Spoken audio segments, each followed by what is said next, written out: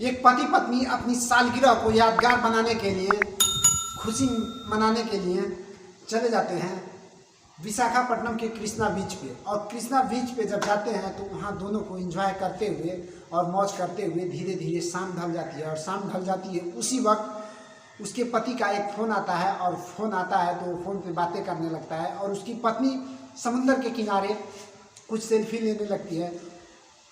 जब वो सेल्फी ले रही थी तो पति फ़ोन पे लगा था, और फ़ोन तकरीबन 5 से 7 मिनट बात करने के बाद देखता है, जब उसका फ़ोन करता है तो पति अपने पत्नी को ढूंढने लगता है और चारों तरफ तलाश करने लगता है। देखता है कि समुंदर के किनारे भी नहीं है, आस पास में वो खोजता है आधा घंटा 40 मिनट तक तकरीबन उसको ढूंढता है। ढूंढते ढूंढते जब उसकी पत्नी नहीं मिलती है तो वहाँ पे कुछ पुलिसकर्मी हैं, कुछ नेवी के जवान हैं और कुछ समुंदर के किनारे मछली मारने वाले हैं। वह आदमी सभी से अपना रिक्वेस्ट करता है कि हमारी पत्नी लगता है कि समुंदर के लहर में समुंदर के अंदर चली गई है, इसको ढूंढने में आप लोग मदद करिए, जो भी खर्च होगा हम उसको भुगतान करेंगे। धीरे धीरे वहाँ की पुलिस फोर्स नेवी को बुलाती है, हेलीकॉप्टर को बुलाती है, और जो मछली मारने वाले मछुआरे हैं और कुछ गोताखोरों को बुलाकर और वहाँ पे समुंदर के किनारे काफ़ी कड़ी मशक्क़त से उस महिला का ढूंढना, तलाशना चालू कर देते हैं। ढूंढते ढूंढते तकरीबन 72 घंटे बीत जाते हैं, लेकिन उस महिला की कुछ भी पता नहीं चलता है कि वो महिला आखिर समुंदर में गई कि कहाँ गई। उसका फ़ोन भी स्विच ऑफ आता है, उसका लोकेशन ट्राई करने का कोशिश किया जाता है, कुछ भी कनेक्शन नहीं हो पाता है। उसके बाद से 72 घंटे के बाद एक ऐसा उसके पति पे फ़ोन आता है, एक ऐसी फ़ोन आता है कि जो एक कहानी में एक नया मोड़ ला देता है।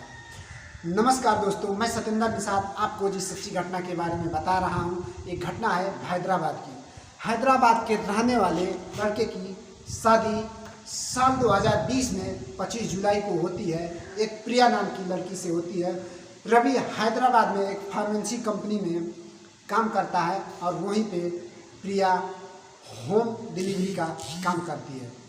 रवि और प्रिया दोनों शादी कर लेते हैं, और शादी करने के बाद काफ़ी अपने ज़िंदगी में खुशहाल थे, खुशी थे, और किसी भी प्रकार का दोनों के ऊपर कोई भी दिक्कत नहीं था, क्योंकि ये दोनों रवि और प्रिया अपनी शादीशुदा ज़िंदगी में बेहद खुशहाल थे। और रवि और प्रिया के घर वाले भी इस रिश्ते से काफ़ी खुश थे, क्योंकि रवि एक अच्छा ख़ानदान और एक बड़े घराने का लड़का था। उसके पास पैसा और जायदाद की कमी नहीं थी। फिर 25 जुलाई 2022 की शादी होती है।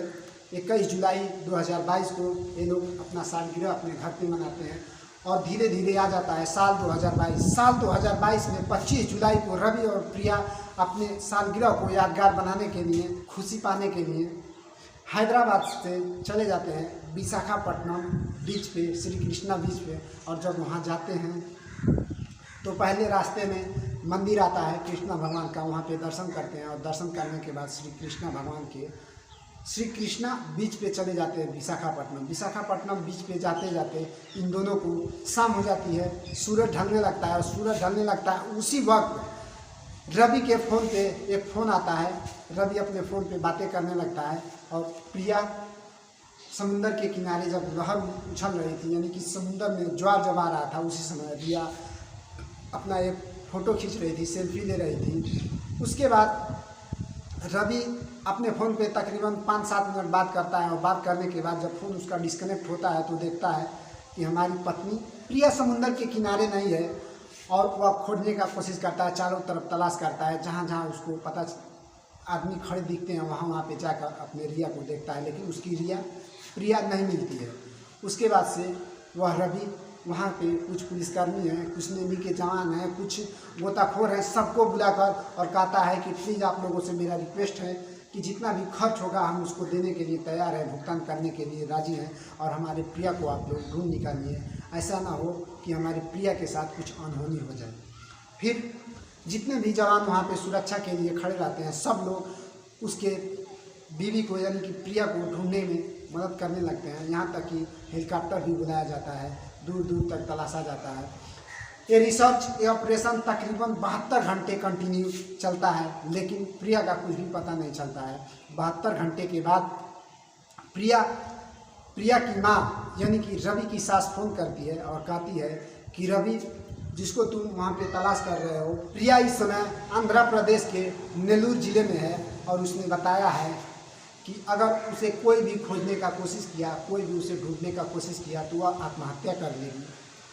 जब इतना बात रवि सुनता है तो जितने भी वहाँ पे पुलिसकर्मी, जितने भी सुरक्षा बल के जवान हैं, सभी का खर्च वह जोड़ता है तो तकरीबन 72 घंटे का खर्च 1 करोड़ के आसपास होता है।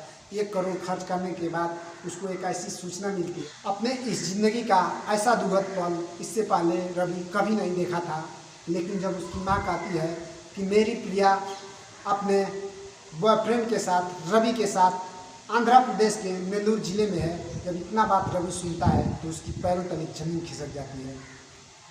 वहाँ पे वह 1 करोड़ का भुगतान करके और चुपचाप वह अपने घर चला आता है, क्योंकि प्रिया पहले ही अपने माँ से बोल चुकी थी कि मैं अपने प्रेमी के साथ बेहद खुश हूँ और मुझे अगर मेरा पति या कोई भी मुझे खोजने का कोशिश करेगा तो मैं आत्महत्या कर लूँगी। प्रिया और राजू पहले ही प्रेम करते थे। जब उन दोनों के प्रेम कहानी की पता प्रिया के माता पिता को लगी तो वह एक अच्छा लड़का देखकर, यानी कि रवि को देखकर और उसका बैकग्राउंड देखकर प्रिया की शादी रवि के साथ कर देते हैं। लेकिन 2 साल बिताने के बाद, रवि के साथ 2 साल बिताने के बाद वह प्रिया अपने वापस पिछले प्रेमी यानी कि राजू के साथ, अपने प्रेमी के साथ चली जाती है।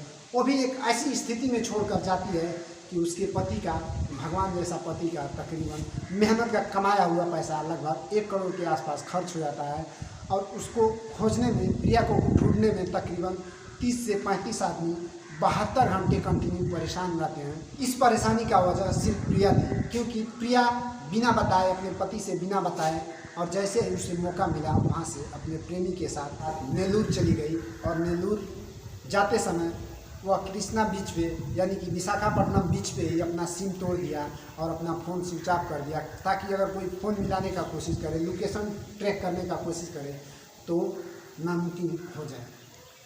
जब यह खबर सोशल मीडिया और इंस्टाग्राम, फेसबुक पे आया तो यह खबर ट्रेड करने लगा और जब यह ट्रेड करने लगा तो हैदराबाद के आसपास के इलाकों में, हैदराबाद के घटना वाले ज़िले में ये काफ़ी चर्चा का विषय बन जाता है। तो दोस्तों, अपने फ़ायदे के लिए, पर्सनल खुशी के लिए अगर कोई किसी का रिश्ता यानी कि किसी का शादी ज़बरदस्ती किसी के साथ कर दे तो वह रिश्ता, वह शादी ज़्यादा दिनों तक नहीं टिकता है, क्योंकि प्रिया के घर वाले प्रिया के खुशी के लिए रवि से शादी कर देते हैं। रवि एक अच्छा घराने का लड़का था, उसका बैकग्राउंड अच्छा था, उसके पास धन दौलत थी, लेकिन प्रिया को ये धन दौलत कुछ भी पसंद नहीं था। उसे अपनी खुशी सिर्फ राजू में थी और उसने अपने रवि को त्याग कर और अपने राजू के साथ अपना ज़िंदगी जीने का फैसला कर लिया। तो दोस्तों, मेरा यह वीडियो बनाने का उद्देश्य किसी के दिल पे ठेस पहुंचाने का नहीं, किसी को तकलीफ देने का नहीं। मेरा यह वीडियो बनाने का उद्देश्य है कि आप जहां भी रहें खुशहाल रहें, अपना और अपने परिवार का ख्याल रखें। मैं फिर मिलूंगा एक सच्ची और दिल दहला देने वाली घटना के साथ। तब तक के लिए मैं आपसे जुदा लेना चाहूँगा। जय हिंद।